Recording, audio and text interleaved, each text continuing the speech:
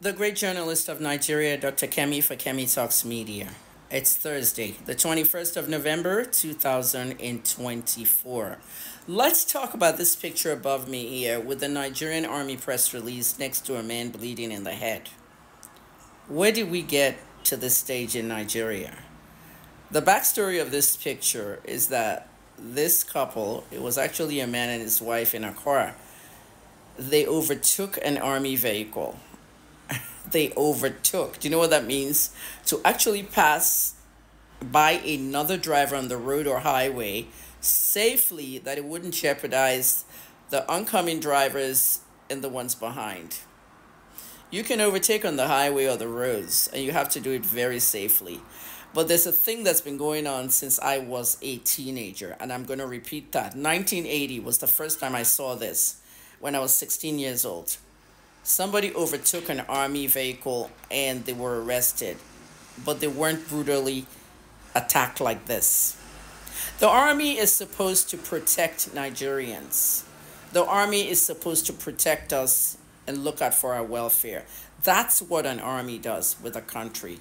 You will never find the U.S. Army brutalizing American civilians like this, because they did what? They overtook, they passed. That's what they call it in America. They passed on the highway. This practice needs to stop. Lieutenant General Oluyede, you are the Chief of Army Staff, and I'm watching you. I'm watching you because you have now ordered an investigation, and we're seeing press release after press release from police, from Army, from every law enforcement parastatal in Nigeria. Why are you offending Nigerians? Why is the army offending Nigerians? Why is it always the army and the police? People that are supposed to serve and protect us. I'm not going to get into the politics of things, okay? But I'm seeing all these petty attacks of Nigerian citizens on the street a lot. I left Nigeria close to 2 years ago, January 2023. Yeah, it's almost 2 years in 2 months. Those 2 years went fast, and in those 2 years, I've seen a lot of brutality on Nigerians, and this got to stop. When late General Lagbaja was in charge, I made a couple of videos about some of these acts of the army as well. But now, Lieutenant General Oluyede, you are in charge, and I'm watching you. These two military guys need to be discharged immediately, and they must go through the process where they will be charged, convicted, and dismissed. And they must do their time. And there must be restitution for this couple. Money, restitution, as in pay them for damages. This is a human rights violation. I mean, look at the man's bleeding head. Do you know what damage you could have done to his brain because somebody passed you? The Nigerian army needs to stop this nonsense. I remember then, when my father was in the Obasanjo government, in the army government, my father's official car was a CVU. The CVU number plates were for government vehicles, and they were army green color. And that's because we had a military government. But to say somebody cannot drive safely on a highway and pass an army vehicle, not even going at siren speed. If there was a siren going on, you don't pass. That's standard. And then they were recording the whole thing, and you're saying, what? Dr. Egbetokun said we should not report police on social media. We should not record things. We have to. If he did not record it, we would not know the truth. We'll call him the liar. Lieutenant General Oluyede, something needs to be done. My brand is Kemi Talks, and I'm going to talk. This is a pure human rights violation. Journalism is a rough draft of history. And in 10 years' time, the children of this couple will see this kind of picture, and they will need it to show people and make sure it doesn't happen again.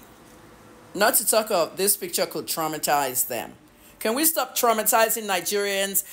Lieutenant General Oluyede, President Tinubu, this is enough. You cannot traumatize Nigerians like this. Even the race car drivers are fighting right now. Lewis Hamilton is there fighting the Grand Prix in Monaco about overtaking on the Grand Prix. Like, there's some areas in the Grand Prix you cannot even overtake, but there's others that you can overtake. They have curves and things over there, because when you start overtaking at curves, these cars just turn upside down and they all crash each other.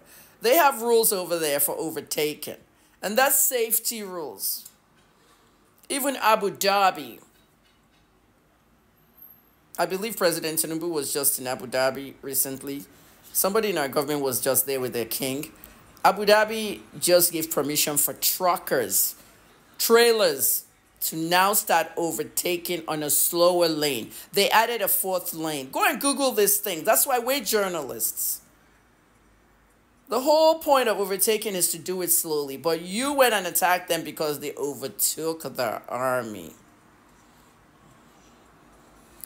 This is bad. Nigerians, speak out. Anytime you have a problem, let a journalist know your problem. Okay? You must let it be known. Social media is very powerful, and we're going to be using it to the last drop.